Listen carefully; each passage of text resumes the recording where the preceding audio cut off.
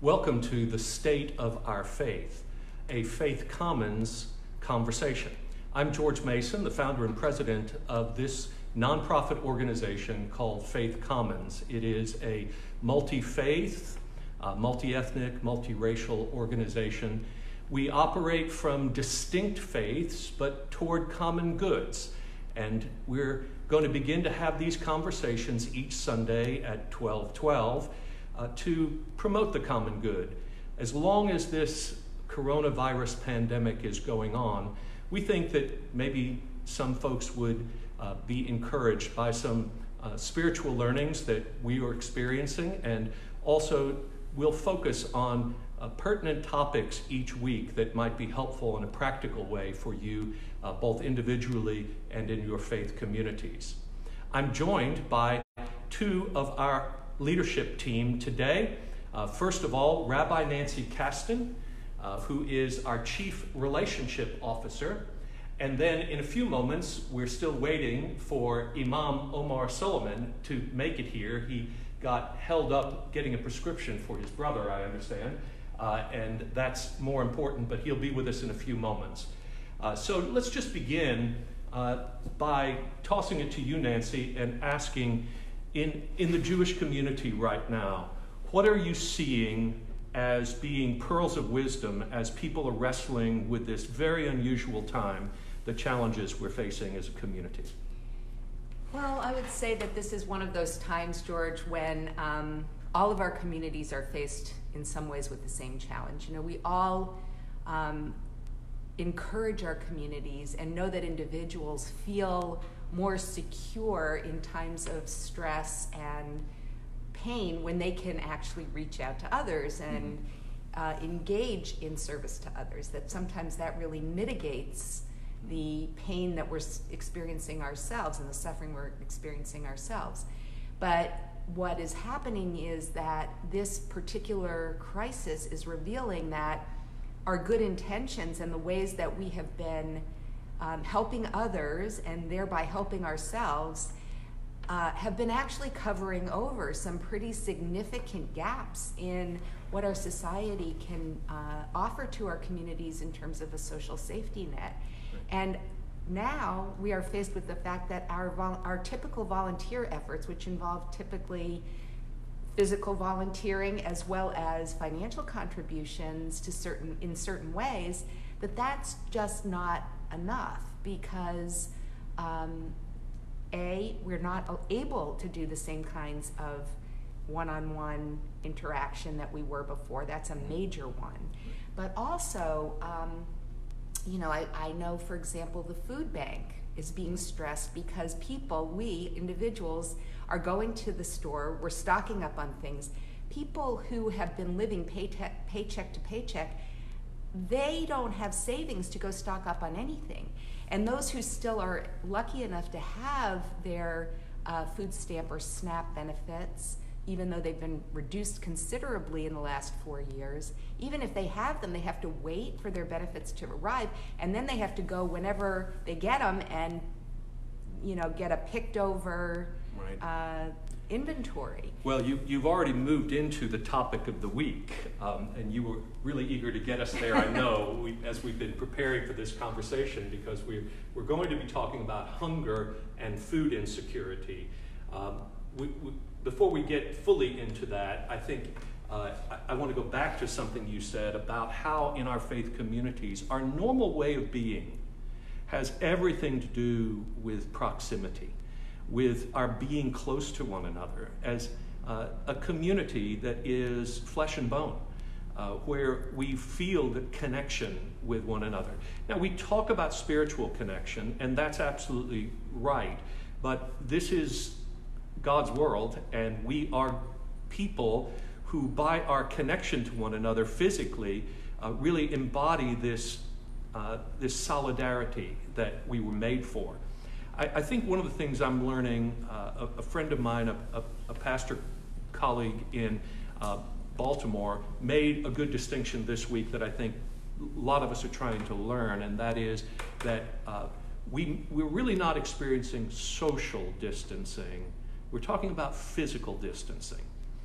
And we can still be socially engaged, in the words of David Brooks from a column this week, even beyond social engagement, social solidarity, where we can find ways to connect with each other and through forms of spiritual empathy and humanity be connected. And we're finding all sorts of ways to do that. Now, we are separated more than we would be ordinarily, trying to keep that 6 feet of separation even in this conversation. And now there is 6 feet more on this side because our brother, Imam Omar Suleiman, is here with us. Welcome. We're glad you made it. Thank you so much. And Omar is special advisor to Faith Commons, and we're delighted because of our friendship and collegiality that we get to share in this time together. Absolutely. Omar, we started out talking about what we are learning in our own particular spiritual communities through this pandemic. What things are happening spiritually for your people at this time? Well, I think that right now everyone is dealing with this new reality, I think, as is the case in every faith community, of having to worship in what would typically be their congregational services in a virtual sense. And so I think there's a lot of loneliness. I think that especially for the elders in our community, that we're coming to the mosque daily because we have 5 daily prayers, and 2-3 of those prayers every day are, several hundred people in many mosques here in Dallas. And so for them having to experience now an added layer of loneliness, and for us having to transition essentially everything to the online space. What has happened is that the anxiety of what's coming with Ramadan in particular, which is about a month from now, I think that's what's really settling in. So there are these pictures, these very grim pictures of Mecca and Medina, the 2 holiest mosques in Islam, completely empty.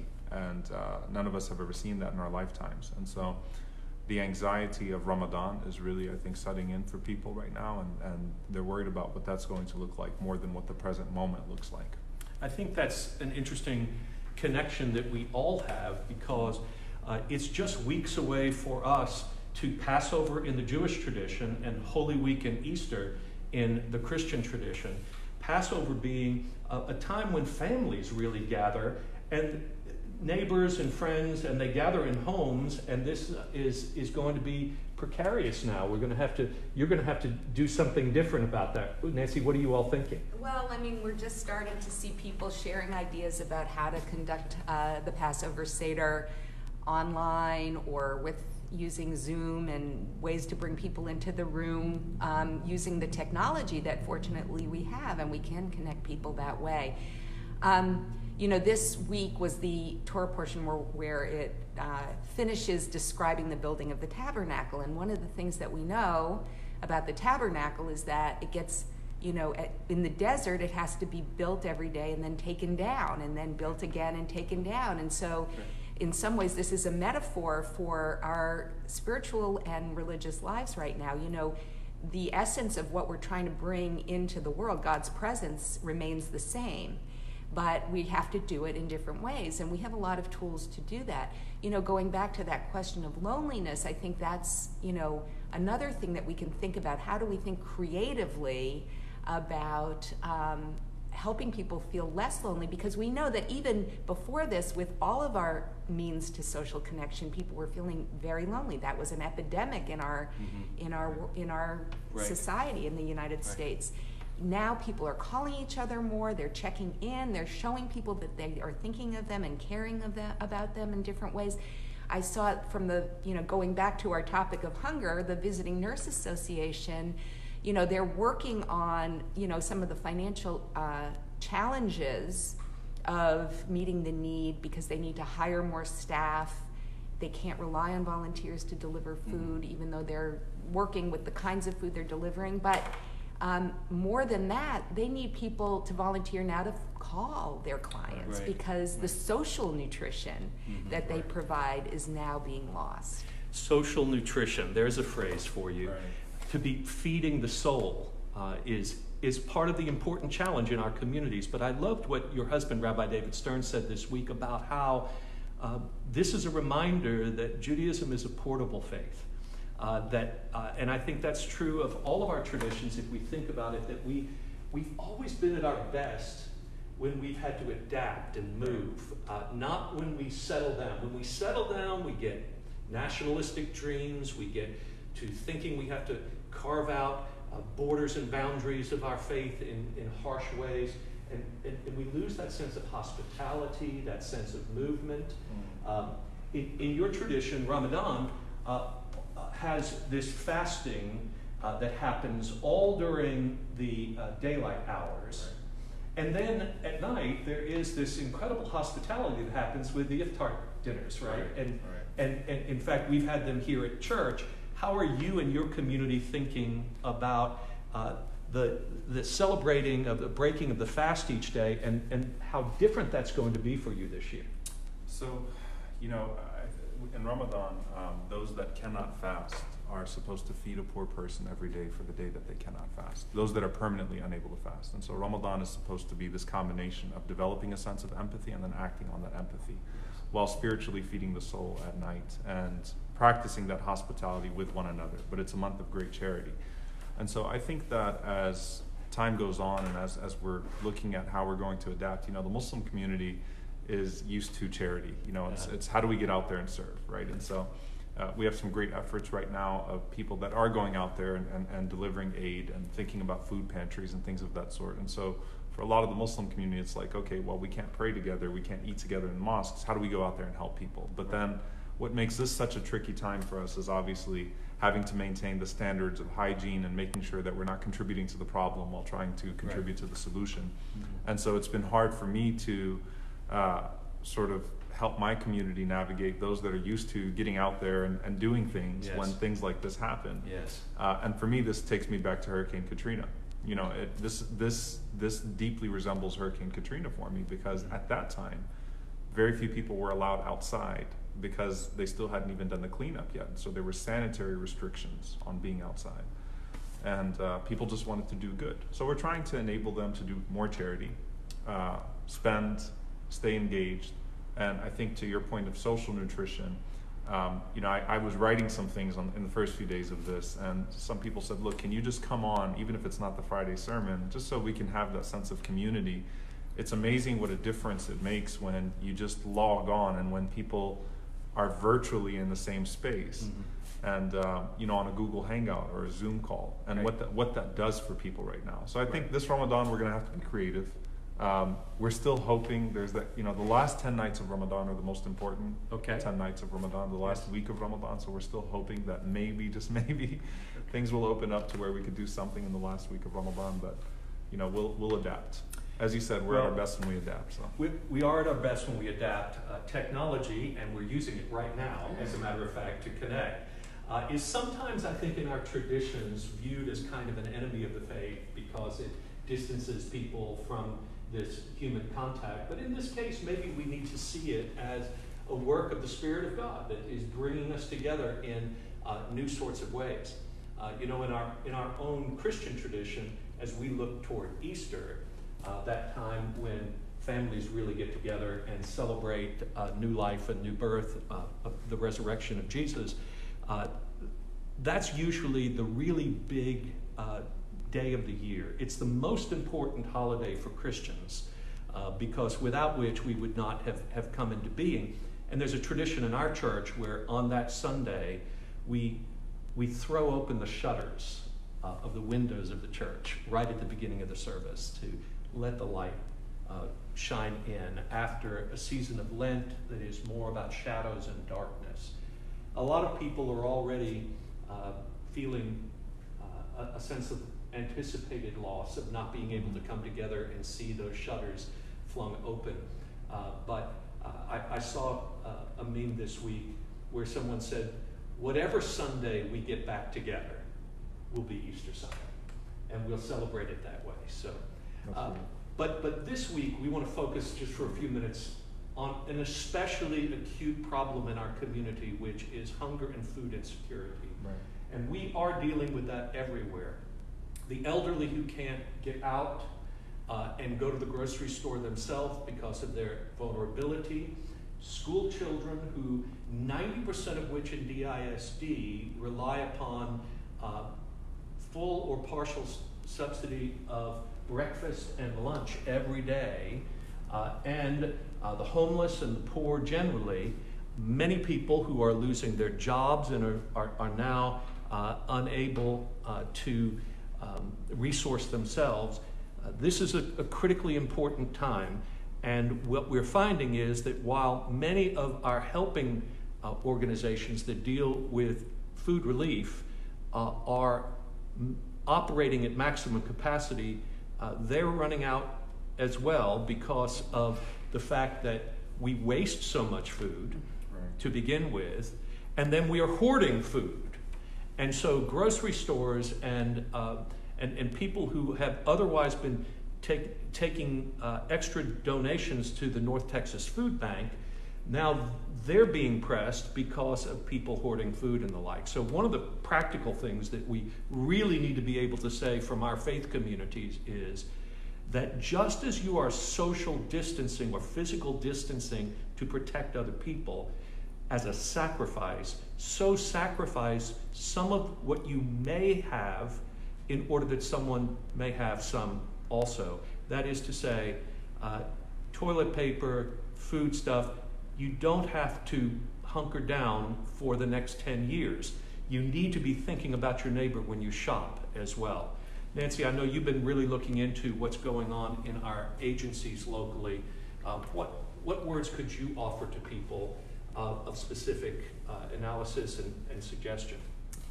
Well, I think that, again, we have to redefine what scarcity is and what abundance is, because I think that when we, that I myself have a sense of, somewhat of a sense of scarcity. I can't go to Starbucks anymore and get my coffee when I don't have time to make it in the morning, or, and some of us have been used to thinking about scarcity in those terms. This gives us an opportunity to really identify and empathize with people for whom scarcity means you open up your refrigerator and there's nothing in it, and you don't have money in your purse to go and buy some, and you have children, and you have utility bills, and you have rent to pay, and you need medicine.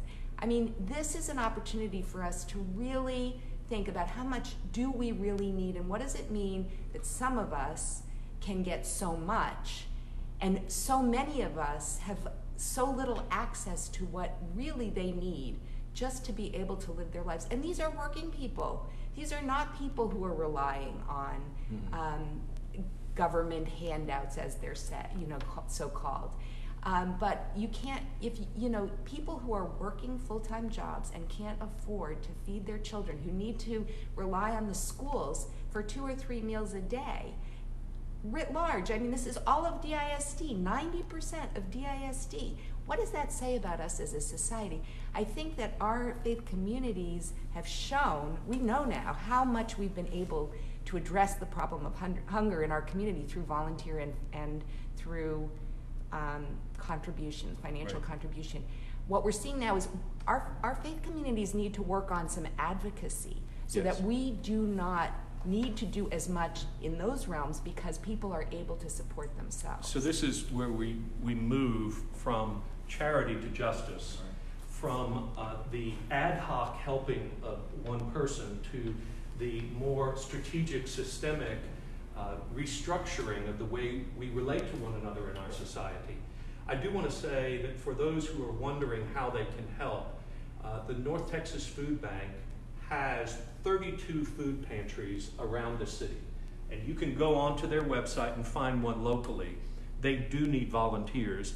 If you are in the not as much at risk category and can volunteer with them, that would be wonderful. Catholic Charities, there's a lot of information online from the city of Dallas and the county about food distribution and the like. And so do a little homework, look on the computer, Google about food and food insecurity and ways to volunteer in Dallas, and you'll be making a great contribution.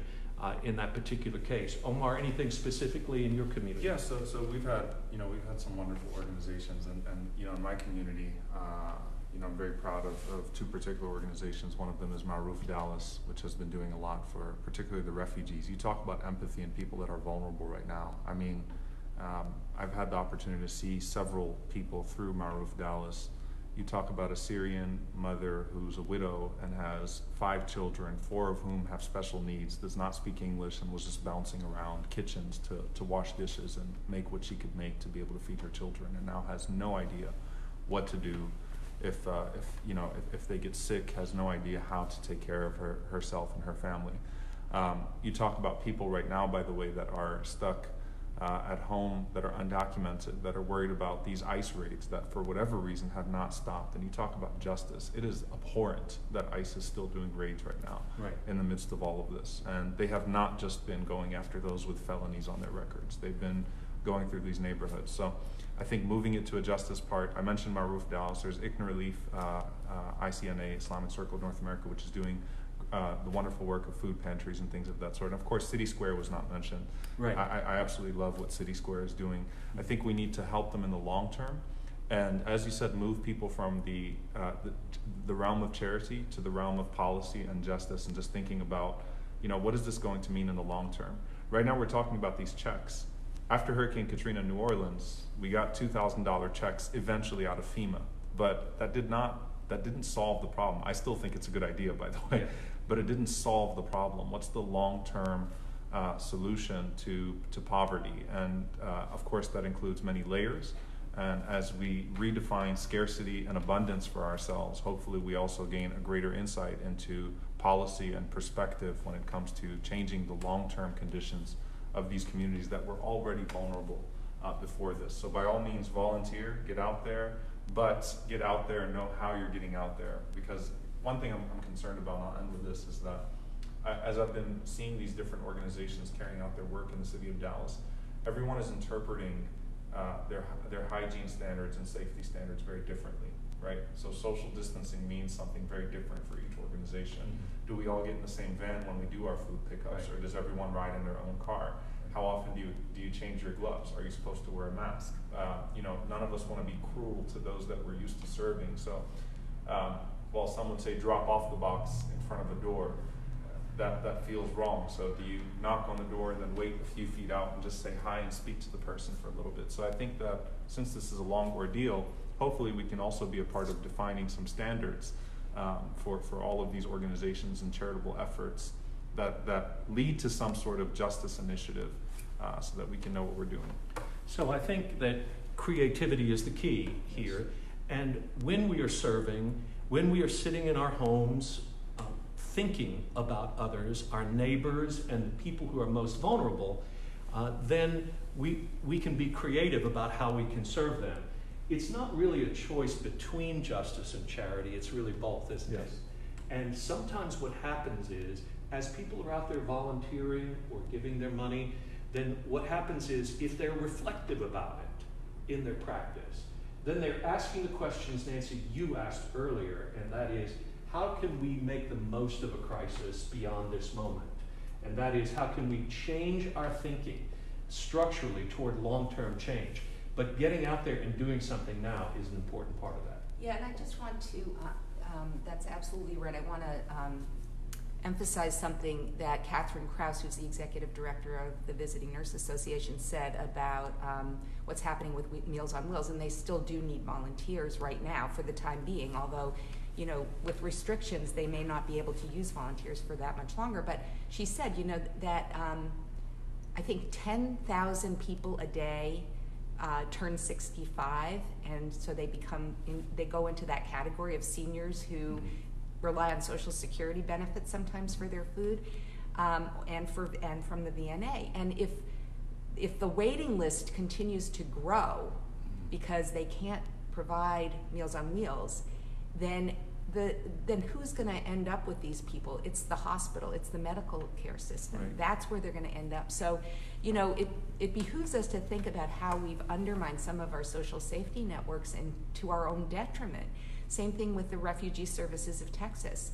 they're also delivering food to people. But they're also thinking, you know, once this moratorium on rent is lifted, people are going to owe back rent. And these are people who are just getting started in this country. So, you know, we really have to think about what it means to create an economy where people can actually earn a living wage, and where we think about things like SNAP as work support, not as a handout. If I may, I think it's really refreshing that thus far here in Dallas, faith leaders have been a part of calling, for example, for the moratorium on evictions for 60 days and the delay of rent and things of that sort. So if faith leaders can assert themselves right now and what a moral response to this looks like long term, beyond just writing amongst ourselves or speaking amongst ourselves, then hopefully we can, from now, anticipate those problems and start to envision what that framework is going to look like while working hand in hand with the policymakers, with the leaders. And I think we owe a great deal of thanks to Dallas County Judge Clay Jenkins, who's been just wonderful at consulting the faith community, at pulling everyone in the room constantly with our social distancing. Yes. Not physically Right. pulling us in the room together, but keeping us all in the loop so that we could think about how we move things forward. Well, and I think it's something Dallas has unfortunately learned about through other health crises. We had the West Nile virus problem, and then we had Ebola. Judge Clay Jenkins was involved in both of those, and he is at the county level in charge of public health. And we've had, I think, really excellent political leadership, as you say, as well, and also from the staff at City Hall and people throughout the city. So we can be grateful for all of those partnerships, and we're seeing movement now in Washington and in Austin to help. We all have to be careful, I think, that we keep a focus on what is helpful and not just making political points during this time, but trying our best to bring people together. And as we conclude, I want to say that's really what Faith Commons is about, bringing people together. We think that our society needs more civil discourse, more conversations with people who don't sacrifice their particular convictions about their faith traditions, but rather bring them into the commons, into the public square, into the places where we're trying to find out how can we help to create a healthier, more flourishing society altogether for all of us to live in. Because while each of our faith traditions builds unique communities, the larger community of God's world altogether is the place we all live. And so Faith Commons is seeking to do that. We're just a 2-year-old organization. You can find us at faithcommons.org, also on the Facebook page. And I want to encourage you to do that. You can subscribe there, and you can check back in with us at 12:12 next Sunday for another conversation like this. But I also want to say, don't hit the donate button on the Faith Commons site right now. That time will come, but right now, we'd encourage you to find those communities, your own faith community, and those nonprofits that you can support that are in such desperate need right now of help, so that we can build a better and more secure life together. Thank you for tuning in to Faith Commons and this State of Our Faith conversation. We'll see you at 12:12 again next Sunday.